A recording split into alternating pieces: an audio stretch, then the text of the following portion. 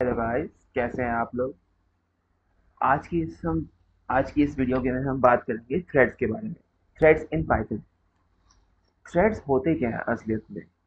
जहाँ तक हमें जो normal day to day life से यूज़ करते हैं, जो थ्रेड्स होते हैं वो हम शर्ट्स में यूज़ करते हैं, स्टिचिंग के लिए या किसी भी क्लोथिंग के लिए यूज़ करते हैं उसमें। तो लेकिन जो ले, जो थ्रेड्स होते हैं जो हम रियल लाइफ में यूज़ करते हैं, और जो थ्रेड्स हम कंप्यूटर टर्म्स में, वो दोनों के दोनों अलग हैं। क्या आपको कोई आइडिया है इन दोनों में क्या डिफरेंस होगा? अगर नहीं, तो ये वीडियो आप ही के लिए है। आगे बढ़ते हैं। According to definition, threads are essentially just ordered streams of instruction. आप कह सकते हैं कि जो थ्रेड्स होते हैं वो एक तरीके से सेगमेंट्स होते हैं एक बड़े से प्रोग्राम के। जैसे कि मैं दिखा रहा हूँ, बड़ा सा प्रोग्राम लिखा, पाइथन कोड ही लिख दिया मैंने। अब ये कुछ लाइन्स है कोड की। अब मैं अगर इस पूरे प्रोग्राम को स्मॉलर पार्ट्स में डिवाइड कर देता हूँ, छोटे छोटे पार्ट्स में और छोटे छोटे सेगमेंट्स में डिवाइड कर देता हूँ, और उनको अगर मैं इंडिविजुअली रन करूँ, तो इन इंडिविजुअल पार्ट्स को थ्रेड्स कह सकते हैं हम। ये होते हैं आपके थ्रेड्स। तो मेरी राइटिंग थोड़ी सी बेकार है। थ्रेड्स, इन छोटे छोटे पार्ट्स को हम थ्रेड्स कहते हैं। वेयर एज ये जो हमारा प्रोग्राम था, इसको दूसरे कलर से दिखा देता हूँ मैं आपको।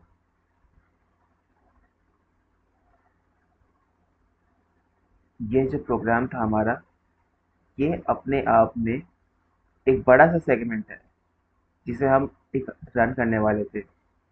अब आप पूछो कि इनको इन छोटे पार्ट्स में डिवाइड करने का क्या मतलब हुआ। हम पूरे के पूरे बड़े सेगमेंट को ही रन कर सकते थे। उसका हमें फ़ायदा एक चीज़ होता है, स्पीड। थ्रेड्स को यूज़ करने का सबसे मेन रीज़न था, जब ये पहले इंट्रोड्यूस हुए थे, इनका सबसे मेन रीज़न यही था कि ये स्पीड को इंक्रीज़ करते हैं। यानी कि जो आपका, जैसे मेरा ये जो बड़ा सेगमेंट है, इसको रन होने के लिए अराउंड 5 सेकेंड लग रहे हैं। Whereas in individual parts को रन करने के लिए टोटल में अगर हम प्लस कर दें इनके वैल्यूज़ को, तो ये रन करेंगे अराउंड थ्री थ्री सेकेंड्स में। अब आप पूछोगे, प्रोग्राम तो यही है, इसमें कई सारे पार्ट्स में बस हमने डिवाइड किया, तो ये स्पीड कैसे कम हो गई इसकी। इसकी जो प्रोसेसिंग स्पीड टाइम था, वो कम कैसे हुआ। मैं आपको एक और एग्जांपल देके दिखाता हूँ, उससे आपको आसानी से समझ में आएगा थोड़ा। उसमें मैं एक्सप्लेन करूँगा। अब मैंने यहाँ पे 4 थ्रेड्स बनाए।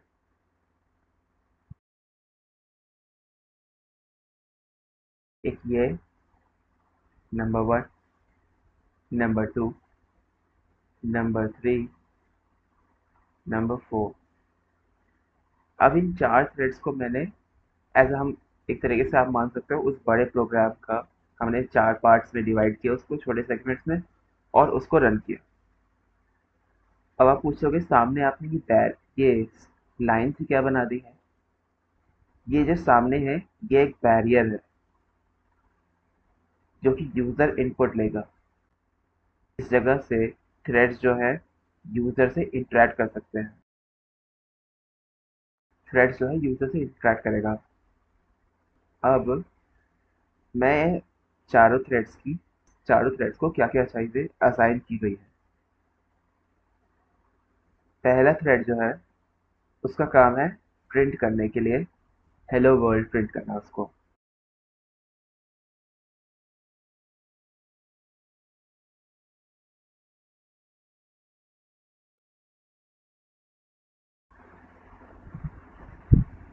जो दूसरा प्रोग्राम है, उसका काम है यूज़र से इनपुट लेना और उसको स्टोर करना बी वेरिएबल में, जो कि हमें पता नहीं है फिलहाल क्या है। और जब हम उसको रन करेंगे तो पता चलेगा। वह अब हमारा जो तीसरा थ्रेड है उसका काम है कैलकुलेशन का। तीसरा थ्रेड हमारा कैलकुलेशन पे डिपेंड का काम कर रहा है।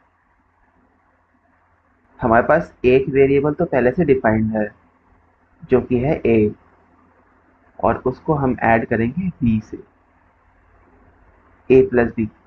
तो हमारा जो तीसरा थ्रेड है वो पहले वाले थ्रेड से डिपेंडेंट है। यानी कि जब तक पहले वाले जैसे जो दूसरा वाला थ्रेड है उस पर डिपेंडेंट है। यानी कि जब तो दूसरा वाला थ्रेड है, जब तक उसको यूजर इनपुट नहीं मिलेगा,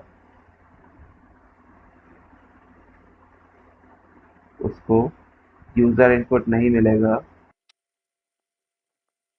जब तक उसको यूजर इनपुट नहीं मिलेगा तब तक वो बी की वैल्यू स्टोर नहीं करेगा। और अगर बी की वैल्यू स्टोर नहीं करेगा तो वो थर्ड वाले थ्रेड को देगा नहीं, और थर्ड वाले थ्रेड को नहीं दे पाएगा वैल्यू बी की, तो थ्रेड कैलकुलेशन नहीं हो पाएगा और थर्ड वाला थ्रेड आगे नहीं बढ़ पाएगा। इससे ये दोनों के दोनों थ्रेड्स आपस में डिपेंडेंट है। अब जो हमारा फोर्थ थ्रेड होगा उसका काम है प्रिंट करना। ये एक पहले से प्री डिफाइंड वैल्यू सी है जिसकी वैल्यू हमारे पास पहले से डिफाइंड है 4। ये उसको प्रिंट करेगा। अब हमारे पास चारों थ्रेड्स तैयार हैं। अब अगर हम इसको देखें कि कौन कौन से थ्रेड्स आगे जाएंगे अगर हम इस प्रोग्राम को एग्जीक्यूट करते हैं, तो हमारा पहला फर्स्ट वाला नंबर तो आगे, फर्स्ट थ्रेड आगे चला जाएगा। सेकेंड वाला वेट करेगा जब तक यूज़र इनपुट नहीं देता। थर्ड वाला सेकेंड थ्रेड के लिए वेट करेगा कि वो उसको जो उन दोनों के बीच में जो शेयर्ड मेमोरी है उसमें बी की वैल्यू को स्टोर करे। वेयरएज जो फोर्थ वाला थ्रेड है उसको किसी और चीज़ से डिपेंडेंट है नहीं, तो वो भी आगे जाके एग्जीक्यूट हो जाएगा। अब जैसे ही यूज़र इनपुट देगा, जैसे यूज़र ने इनपुट दे दिया 4, हम ले लेते हैं यूज़र ने इनपुट दिया 5, कलर चेंज कर लेते हैं। यूज़र ने इनपुट दिया 5 और हमारे पास पहले से हमने ए की वैल्यू डिफाइन कर रखी है पहले से 2।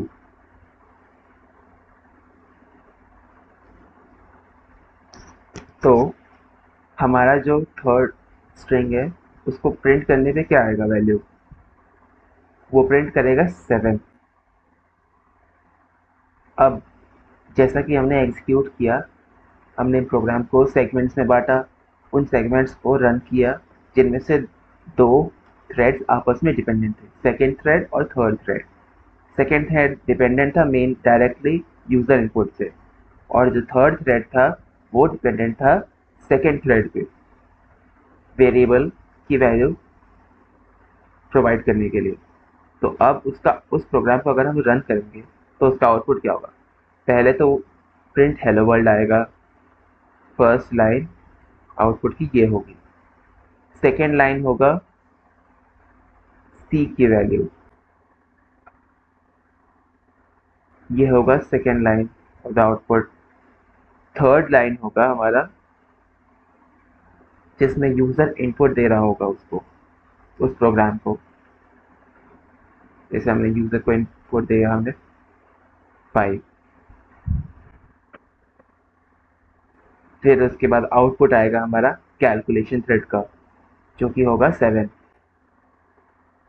लेकिन आप बोलोगे हमने अब आप बोलोगे कि मैंने तो इसको पहले रन किया था, मेरा जो प्रोग्राम था उसको मैंने तो ऐसा डिज़ाइन किया था कि पहले प्रिंट हेलो वर्ल्ड हो, फिर उसके बाद वो यूज़र से इनपुट ले, कैलकुलेशन करे और फिर उसका आउटपुट निकाल दे, फिर उसके बाद सी वेरिएबल की वैल्यू प्रिंट कर दे।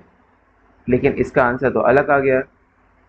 वो आंसर आपका तब आता जब आपने इस प्रोग्राम को थ्रेड्स के नहीं, process as a whole run किया होता।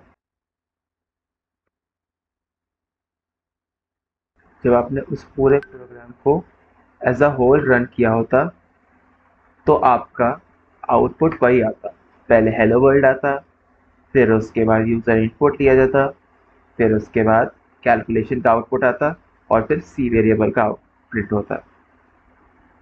लेकिन क्योंकि हमने थ्रेड्स को यूज़ किया तो थ्रेड्स पैरेलल में रन कर सकते हैं, जैसे कि मैंने एग्जांपल दिया था। अब डेफिनेशन में वापस आते हैं।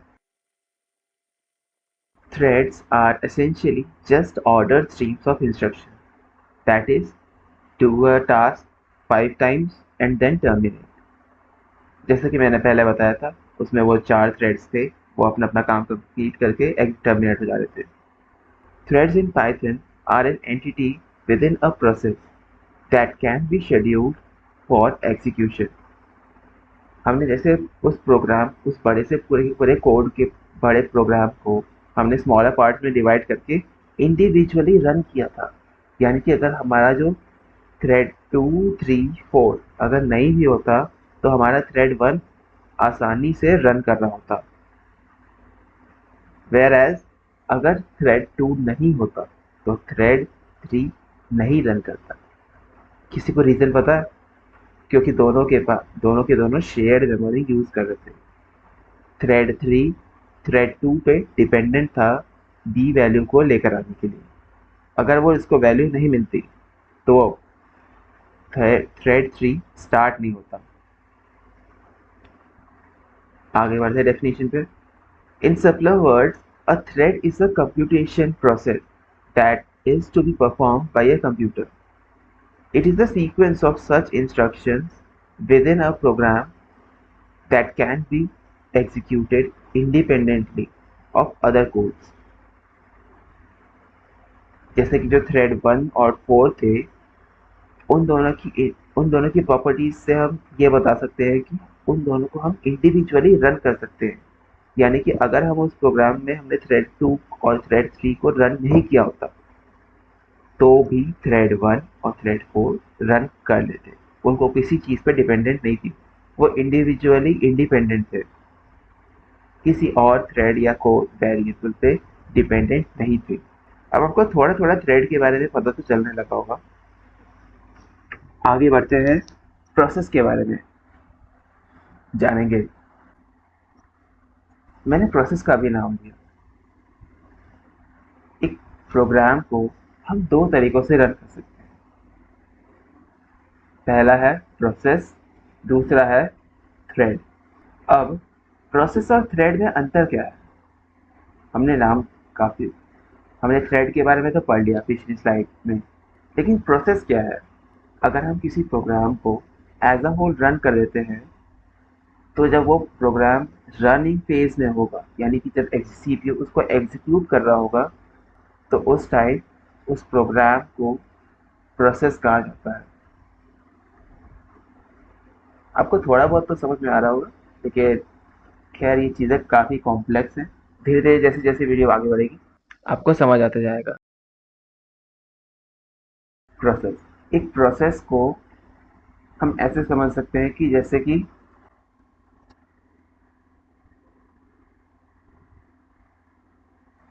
कोड को एज अ होल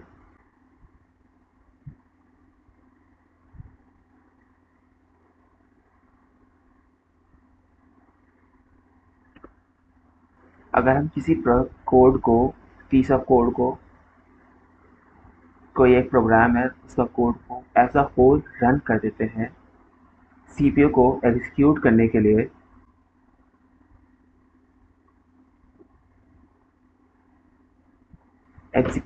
के लिए, तो उस एग्जीक्यूशन टाइम पे उस कोड को, उस प्रोग्राम को हम प्रोसेस कहते हैं। यानी कि जब वो प्रोग्राम अंडर गोइंग होगा एग्जीक्यूशन के, सीपीयू के एग्जीक्यूशन के, उसे हम प्रोसेस कहते हैं।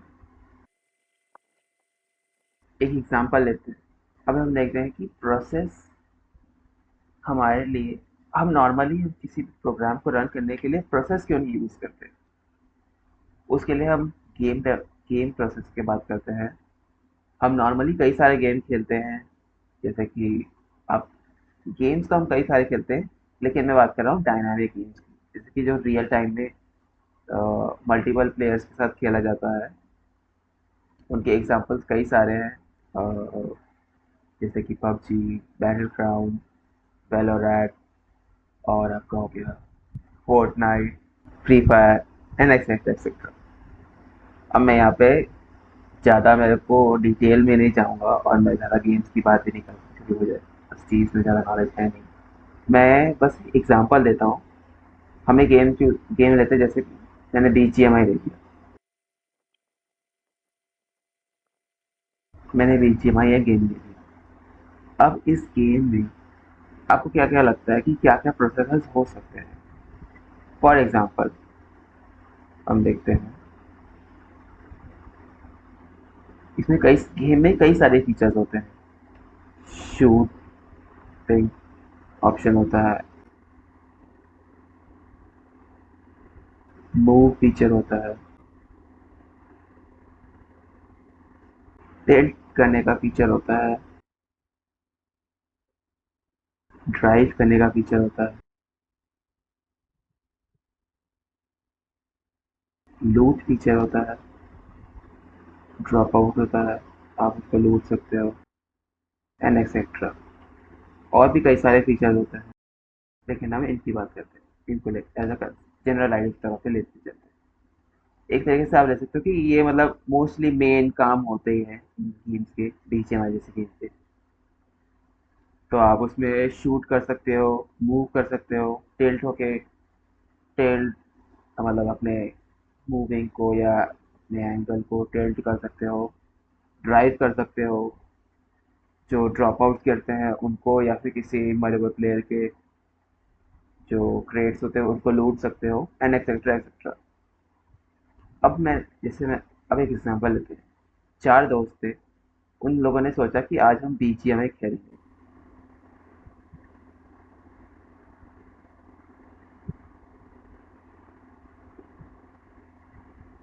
Person A, person B, person C, and person D.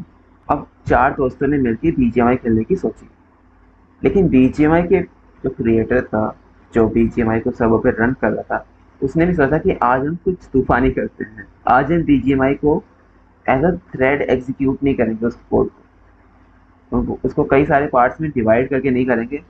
हम उसको एज अ प्रोसेस के तौर पे रन करके देखते हैं क्या होता है उसके साथ। उसने प्रोसेस के तौर पर एग्जीक्यूट कमांड दे दी, और यहाँ पर इन चारों दोस्तों ने ए बी सी डी ने खेलना शुरू किया। गेम खोल ली, गेम स्टार्ट हुआ, लोड हुआ। पहले ए का लोड हुआ गेम, फिर बी का लोड हुआ। उनको पहले स्टार्टिंग में लगा तो कि कुछ दिक्कत है, क्योंकि दोस्त चारों के दोस्तों के पास सेम सेगमेंट का फ़ोन था।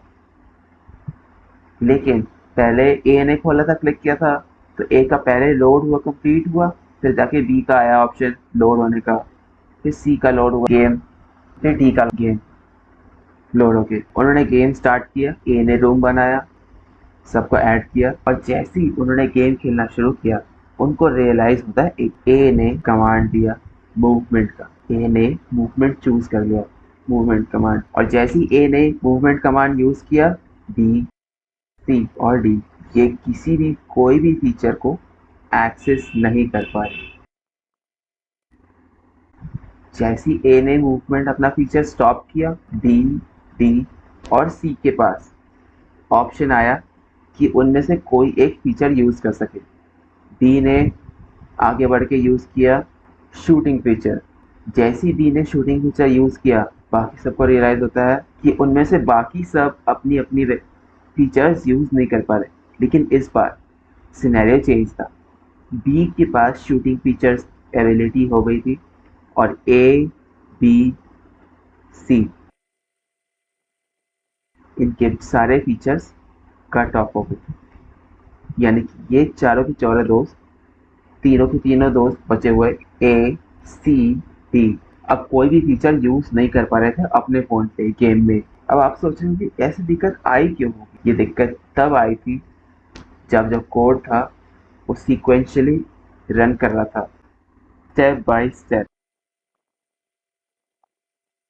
स्टेप बाय स्टेप रन कर रहा था, क्योंकि उसे जो क्रिएटर था उसने प्रोसेस के तौर पे रन किया था। आपको थोड़ा थोड़ा तो लग रहा होगा कि प्रोसेस, पता चल रहा होगा कि प्रोसेस और थ्रेड में अंतर क्या है। हमने वहाँ पे थ्रेड को रन किया था, उस थ्रेड को हम अलग अलग इंडिविजुअली रन कर सकते थे, लेकिन यहाँ प्रोसेस पे वन बाई वन हो रहा है, step by step. A feature use कर रहा है तो बाकी सब डिनाई हो जा रहे हैं, बी फीचर यूज कर रहा है सब डिनाई, तो ए सी डी डिनाई हो जा रहे हैं। वेयर अगर सी फीचर यूज करेगा तो वही हाल बाकियों के साथ भी होगा। जो प्रोग्राम है वो एक प्रोसेस को ही एट अ टाइम एग्जीक्यूट होने दे रहा है। जो प्रोग्राम है वो एक पीस ऑफ कोड को ही, वन लाइन ऑफ कोड को ही, सिर्फ एक लाइन ऑफ कोड को ही एग्जीक्यूट होने दे रहा है एक बार में। वेयर एज जब उसको थ्रेड में यूज कर रहे थे तो हम उसकी जो सेगमेंट्स थे वो इंडिविजुअली कहीं भी यूज किए, कितने भी टाइम, किसी भी वक्त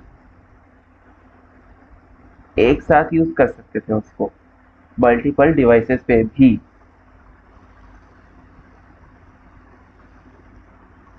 आपको थोड़ा बहुत तो समझ में आ गया होगा, एटलीस्ट डेफिनेशन पार्ट जो समझ में आना चाहिए।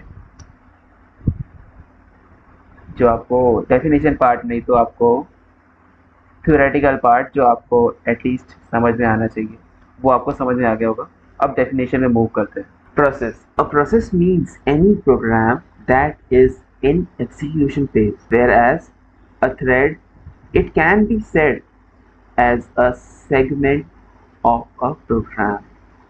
जैसे कि मैंने बताया था, प्रोसेस को प्रोसेस वो प्रो, एक प्रोसेस को ऐसे कह सकते हैं, किसी भी प्रोग्राम को एग्जीक्यूशन फेज में जब वो सीपीयू उसको एग्जीक्यूट कर रहा है उस टाइम पे उस प्रोग्राम को प्रोसेस कहा जाता है।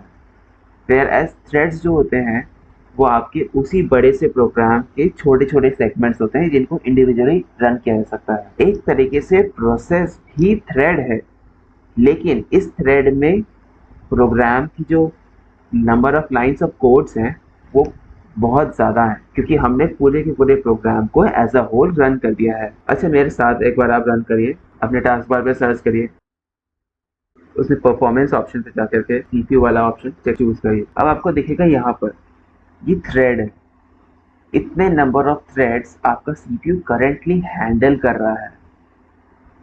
इतने सारे जो थ्रेड्स हैं, जी हाँ, मेरे में तो फिलहाल दिखा रहा है 2330 और वो चेंज होता रह रहा है। 18 हो गया फिलहाल, 10 हो गया, वो चेंज होता रहता है। आपको यहाँ पे दिखेगा सीपीयू फीचर में नंबर ऑफ कोर्स। मेरे लैपटॉप में तो 4 कोर्स हैं, तो मेरे पास 4 कोर्स हैं, मेरे सीपीयू में 4 कोर्स हैं, यानी कि 4 थ्रेड्स को एट अ टाइम ये पैरेलली रन कर सकता है, यानी 4 प्रोसेस पैरेलली रन कर सकते हैं। अब इन 4 थ्रेड्स के अलग अलग काम हो सकते हैं, अलग अलग फीचर्स हो सकते हैं, अलग अलग इफेक्ट्स हो सकते हैं।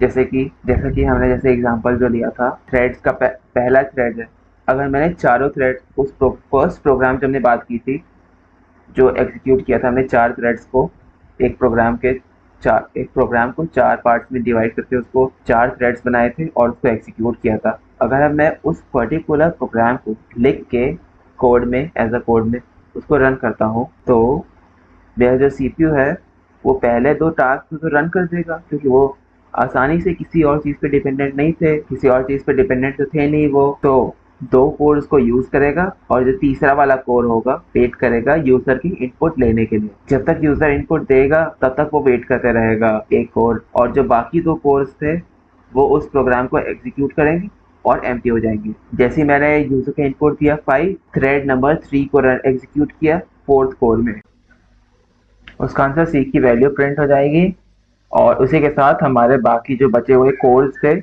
वो फ्री हो जाएंगे। सीपीयू अपने जो कोर्स हैं उनको मैक्सिमम तरीके से यूटिलाइज करता है ताकि वो आपको परफॉर्मेंस और स्पीड दे सके। वापस आते हैं डेफिनेशन पे, a process takes more time as compare to a thread. Thread takes less time, क्योंकि छोटा सा कोड है उसको रन करने में कम टाइम लगेगा। प्रोसेस है उसमें पूरा बड़ा सा कोड है तो उसको सिक्वेंशियली रन करने में टाइम लगता है। जैसे मैंने बताया था पहले पहले 5 सेकंड्स था, फिर उसके बाद 3 सेकंड्स हो गया सेगमेंट्स में डिवाइड करने के बाद। Switching among process is not easy, switching among threads is easy. अब इसका क्या मतलब हुआ, अगर एक बड़ा सा प्रोग्राम रन हो रहा है तो उसको चेंज कर, उसको किसी और प्रोसेस से रिप्लेस करने में उसको थोड़ा सा टाइम लगता है एज कम्पेयर टू थ्रेड्स का स्विच करने में। थ्रेड्स छोटे से प्रोग्राम्स होते हैं तो उनको आप स्विच कर सकते हो आसानी से, वेयर एज जो प्रोसेस होते हैं उनमें बड़े बड़े कोड, बड़े बड़े programs as a whole run कर रहे होते हैं, तो वो उनको स्विच करने में टाइम लगता है। All processes are isolated whereas threads share memory। जो प्रोसेसेस होते हैं वो अपने आप में वो एक अपनी जगह लेके चलते हैं, whereas जो थ्रेड्स होते हैं वो उनको एक अलॉट, उनका जो प्रोग्राम होता है वो उनको एक सेट ऑफ एक डायनामिक मेमोरी दे देता है और आपस में डेटा शेयर करके उसको एग्जीक्यूट करते हैं। अब इसका एग्जाम्पल देखने के लिए इसका एग्जाम्पल लेते हैं हम। जैसे पार्क में एक बेंच, उसमें 3 लोग बैठे थे और उसमें एक चौथे बंदे की जगह थी। तो एक बंदा आता है, वो कहता है कि मुझे सीट बैठने के लिए जगह चाहिए। वो तीनों खिसक सकते हैं, चौथे वाले के लिए जगह बन जाती है। चौथा वाला आके बैठ जाता है। अब इसमें जो शेयर मेमोरी है वो आपकी सीट है, जिसमें वो तीनों के तीनों बंदे बैठे हैं, और वो जो बंदे बैठे हैं उनको हम कंपेयर करते हैं एज अ थ्रेड। वो तीनों थ्रेड एक सेम मेमोरी को शेयर कर रहे हैं। Processor face the problem of slow down, क्योंकि हमने जैसा बात किया था कि प्रोसेसर्स के काफ़ी सारे, अगर हम किसी बड़े से प्रोग्राम को एज अ होल रन कर लेते हैं तो वो धीरे धीरे रन होगा। सिक्वेंशियली रन हो रहा है तो उसको धीरे धीरे रन होगा ही। कुछ प्रोसेस, कुछ पार्ट्स जो होते हैं उस प्रोग्राम के, उनको टाइम लगेगा रन होने में, वेयर एज जो कुछ पार्ट होंगे उनको थोड़ा सा भी टाइम नहीं लगेगा, वो आते ही एग्जीक्यूट हो जाएंगे। तो जो जिनको ज़्यादा टाइम लग रहा है की वजह से एग्जीक्यूशन टाइम जो होगा वो बढ़ जाएगा। Whereas threads face the problem of deadlock. Definition के हिसाब से देखें तो deadlock is the situation in which two computer programs or threads sharing the same resource happen to clash। अब डेडलॉक तो हमें समझ में आ गया। थ्रेड का अब हम अपना पहला प्रोग्राम लिखेंगे। इंपोर्ट करने के लिए हम यूज करते हैं स्टेटमेंट इंपोर्ट थ्रेडिंग। हम इसके आगे अलायस भी यूज कर लेंगे एज टी एच। तो जल्दी से चलते हैं अपने कोड में। Let's get code.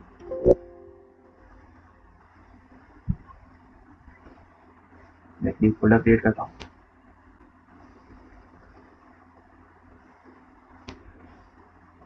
Open the code, एक फाइल क्रिएट करते हैं। आपको जो भी फाइल से इस प्रोग्राम से, इस वीडियो से रिलेटेड होगी, ये आपको डिस्क्रिप्शन में मैं डाल दूंगा ताकि आप उसको देख सकें बाद में। स्टार्ट करते हैं कोड को। इंपोर्ट से स्टार्ट करते हैं। Import threading as T H, alias दे देते हैं। अब स्टार्ट कर दीजिए क्रिएट करने से फंक्शन जो कि थ्रेड्स को यूज करेगा। Hello world.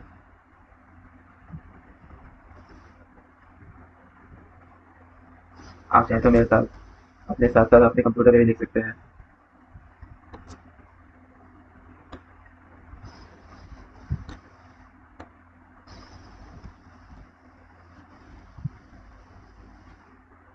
Format,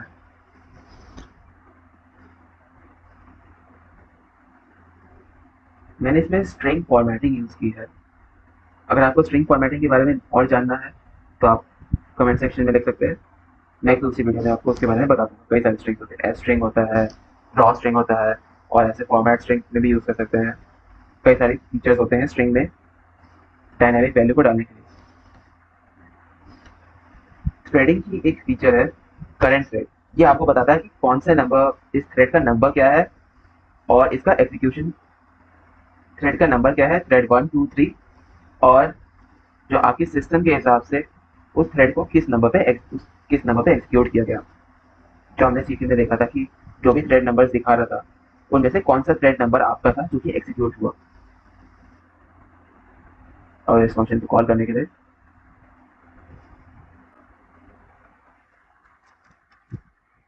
thread